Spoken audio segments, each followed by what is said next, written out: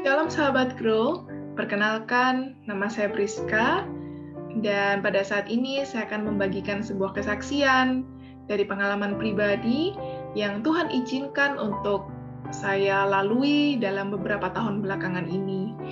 Jadi sebagai seorang anak, saya selalu memimpikan kedua orang tua saya tuh bisa punya umur panjang. Jadi kalau misalnya Tuhan mengizinkan saya sampai punya keturunan, itu masih ada 3 generasi. Gitu. Tapi rupanya Tuhan punya kehendak lain dalam kehidupan saya, di mana bahkan sebelum saya mempunyai keluarga sendiri, Tuhan mengizinkan kedua orang tua saya untuk beristirahat sementara. Jadi pada waktu itu di tahun 2017, Tuhan mengizinkan mama saya untuk beristirahat lebih dahulu. Dan sejak saat itu adalah pertama kali saya harus menghadapi situasi di mana saya kehilangan orang yang paling dekat yang saya sangat kasihi. Sebelum-sebelumnya ya pernah mendengar kedukaan, tapi itu mungkin keluarga yang jauh atau mungkin kenalan-kenalan atau teman-teman yang lain.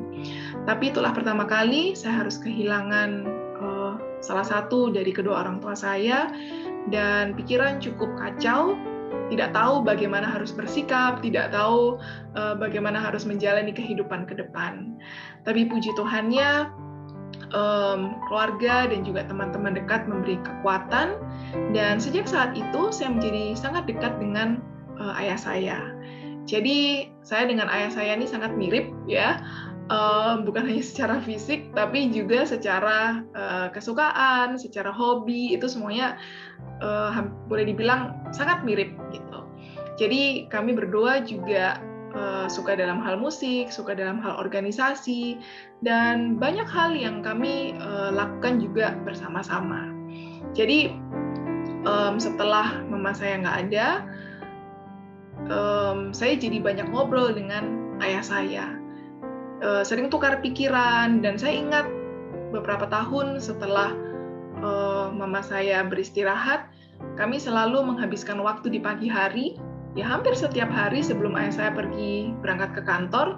Setelah olahraga pagi, saya masak, ayah saya mandi, dan setelah semuanya siap, kita makan pagi sama-sama, dan di meja makan itu 1 jam, 1 jam setengah kami ngobrol.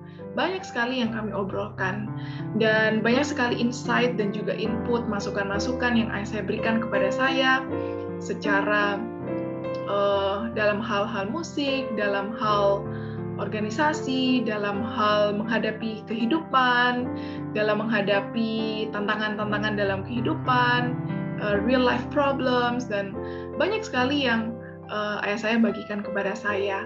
Dan sebagai anak perempuan, saya merasakan safety di situ, karena ya ayah gitu ya, seorang lelaki bisa melindungi anak perempuannya, dan kemudian juga dalam hal finansial, dalam hal yang lain-lainnya, saya merasakan ya kalau ada papa itu semuanya beres gitu.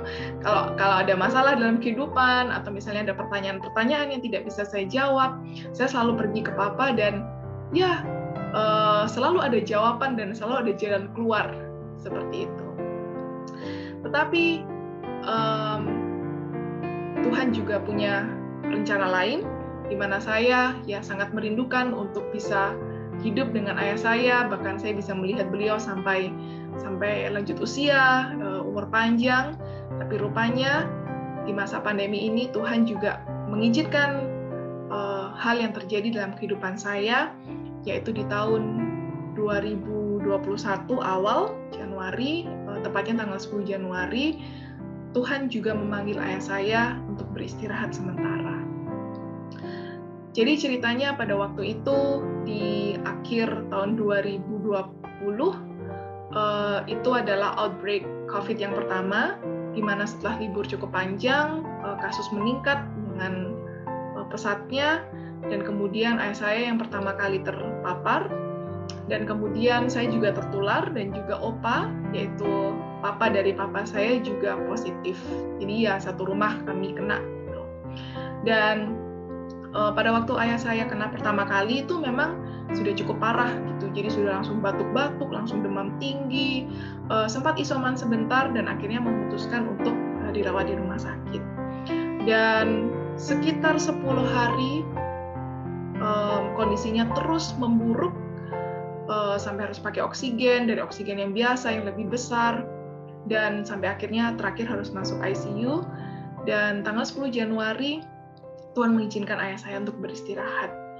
Dan satu hal yang sangat saya sedih adalah selama 10 hari itu saya tidak bisa bertemu dengan Papa. Di detik-detik terakhirnya, pada saat beliau juga menghembuskan nafas yang terakhir, saya juga tidak bisa bersama-sama dengan beliau. Jadi sampai sekarang kalau saya mengingat peristiwa itu adalah satu hal yang sangat menyayat hati saya, gitu, di mana saya tidak bisa mengucapkan selamat tinggal atau mungkin ya hal-hal yang lain yang kita bisa lakukan, karena itu COVID, benar-benar semuanya nggak boleh ketemu gitu ya, semuanya harus isoman. Dan saat itu, di awal tahun itu, selain saya kehilangan Papa, 2 hari kemudian, tanggal 12 Januari, saya juga harus kehilangan opa saya.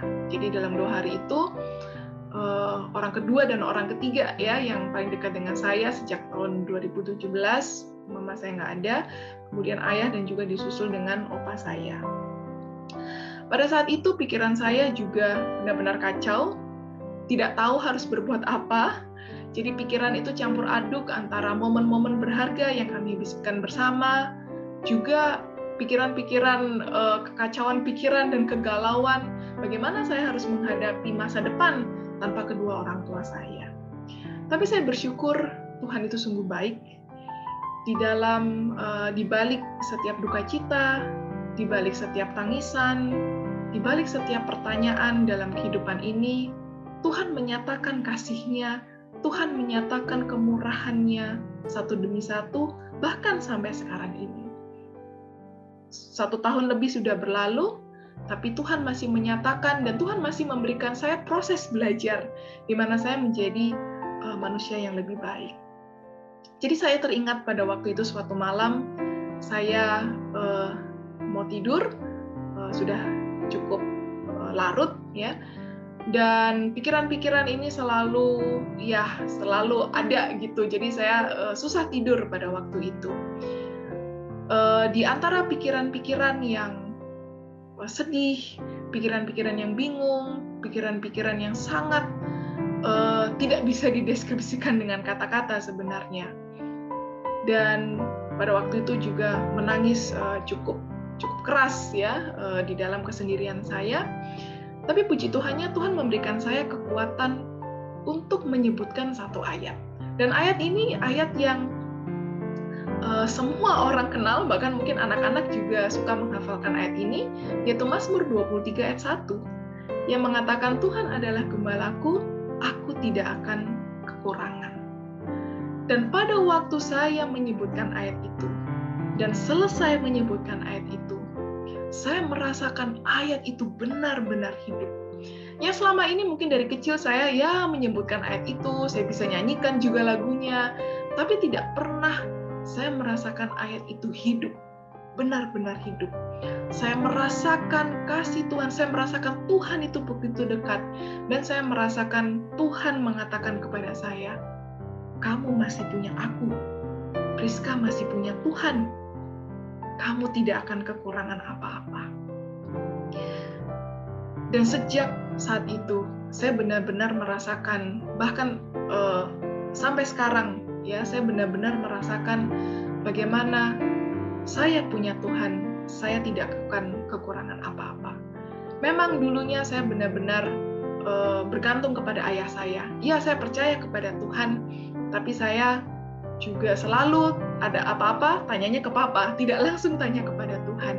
Tapi saya belajar dari situ bahwa kalaupun saya harus kehilangan Mama dan juga Papa dan orang-orang yang terdekat yang saya kasihi, harus Tuhan izinkan untuk beristirahat, saya tidak akan kekurangan apa-apa, karena saya punya Tuhan.